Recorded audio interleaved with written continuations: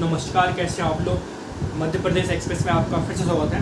तो जैसा कि हमारी मध्य प्रदेश के ऊपर सीरीज चल रही है जिलेवार के ऊपर, तो आज हमारा जो नया ज़िला है वो है अशोकनगर, ग्वालियर संभाग के अंतर्गत। ये जो हमारा आज चौथा ज़िला है उसको हम कहेंगे अशोकनगर। इससे पहले हमने गुना जिला को कवर किया था, आज हम करेंगे अशोकनगर के बाद अशोकनगर। तो हम अशोकनगर के बारे में आप लोग को पता है कि हम क्या क्या मतलब ज़िले के, जब हम ज़िले का अध्ययन करते हैं तो हम क्या क्या अध्ययन करते हैं आपको पता है।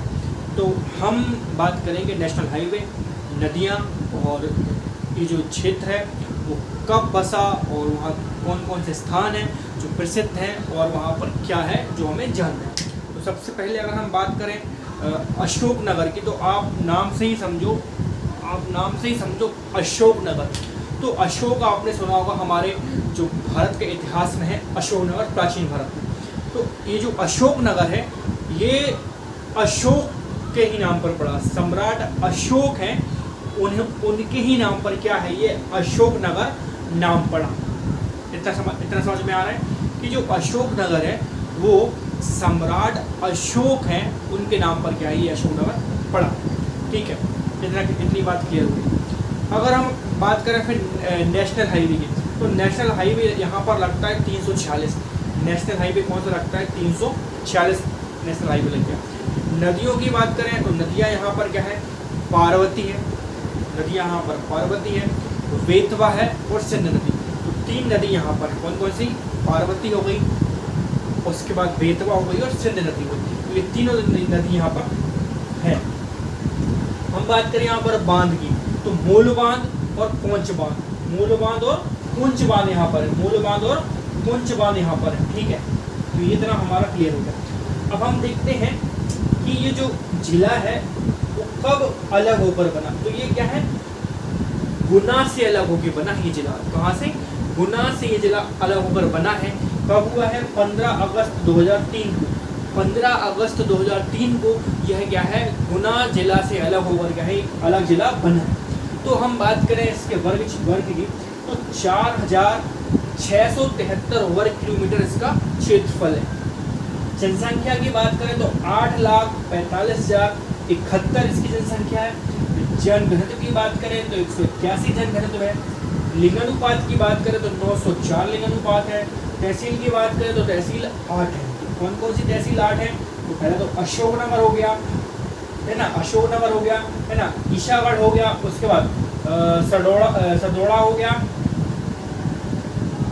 है ना, उसके बाद हम बात करें चंदेरी, नई सराय, उसके बाद पिपरिया, उसके बाद बहादुरपुर और मूंगावली। तो ये यहाँ हमारे पास 8 तहसील है। विकास खंड की बात करें तो 4 समान विकास खंड है। प्रमुख आकर्षण की केंद्र की बात करें तो आनंदपुर आश्रम है, चंदेरी दुर्ग है और चंदेरी साड़ी उद्योग है। तो ये प्रमुख आकर्षण केंद्र है। और अगर हम बात करें पारथी जनजाति है, जो पारथी जनजाति सर्वाधिक अशोकनगर में ही पाई जाती है। यहाँ पर चंदेरी का किला है जो किसने बनवाया था? वो क्या है? प्रतिहार शासक कीर्तिपाल ने बनवाया था। प्रतिहार शासक कीर्तिपाल द्वारा बनवाया गया चंदेरी का किला है। महत्वपूर्ण आकर्षण का केंद्र है। यहाँ यहीं पर क्या है? खूनी दरवाजा है। उसके बाद तैमून में विंध्यवासिनी माता का मंदिर है। जो यहाँ पर तुमेन है, तुमेन में क्या है? विंध्यवासिनी माता का मंदिर है। तुमेन में विंध्यवासिनी माता का मंदिर है। यहीं पर क्या है? शिशुपाल के चेदी राज्य में था। यह क्या है? शिवाजी के चेदी राज्यपाल में था। यहीं पर क्या है? करीला माता का मंदिर है। उसके बाद बेजू बाबरा की समाधि चंदेरी में है। यहाँ तक आप लोग समझ पा रहे हो। अब हम देखते हैं स्थल, कौन कौन से यहाँ पर स्थल हैं और उन स्थल में क्या क्या प्रसिद्ध है। कादवाया गांव की बात करें, कादवाया गांव की बात करें तो यहाँ पर क्या है? 11वीं 12वीं सदी का प्रसिद्ध मंदिर है, जिसे क्या है? कच्छाप घाट ग्वालियर वंश के राजा ने बनवाया था। उसके बाद चंदेल मठ, यहाँ पर क्या है? शैव संप्रदाय माता मौर्य के लोग रहते थे। उसके बाद सेकंड हम प्लेस की बात करें तो करीला, तो करीला हम बात करें तो जो सीता माता है उनका स्थान है यहाँ पर, और मशहूर यहाँ पर क्या है, मेला लगता है, और राही यहाँ पर प्रसिद्ध लोक नृत्य है।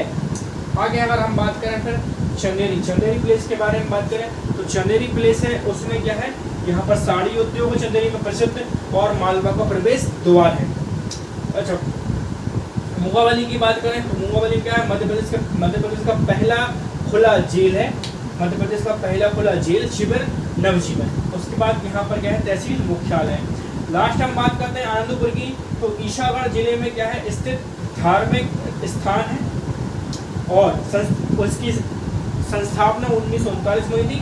तो संस्थापना किसने की थी, अद्वैत आनंद जी महाराज परमहंस दयाल जी ने। तो यहाँ पर क्या है, हमने अशोकनगर के बारे में जितने भी तथ्य थे और जितने भी तथ्य हमें जानने थे वो हमने सारे कवर कर लिए हैं। ये हमारा होता है अशोकनगर क्लियर। तो अशोकनगर के क्लियर होने के बाद हम आगे पढ़ेंगे दतिया, और दतिया के कंप्लीट होने के बाद हमारा जो ग्वालियर संभाग है वो एक प्रकार से पूर्णतः समाप्त हो जाएगा, और ग्वालियर के बाद हम पढ़ेंगे फिर जो हमारा अगला जो संभाग है उसके बारे में हम पढ़ेंगे जो कि यह रीवा है। तो तब तक के लिए मध्य प्रदेश एक्सप्रेस देखते रहिए, और जो मध्य प्रदेश के सारे ज़िले हैं और सारे संभाग हैं वो आपको इस चैनल पे कवर अप मिलेंगे। तो धन्यवाद।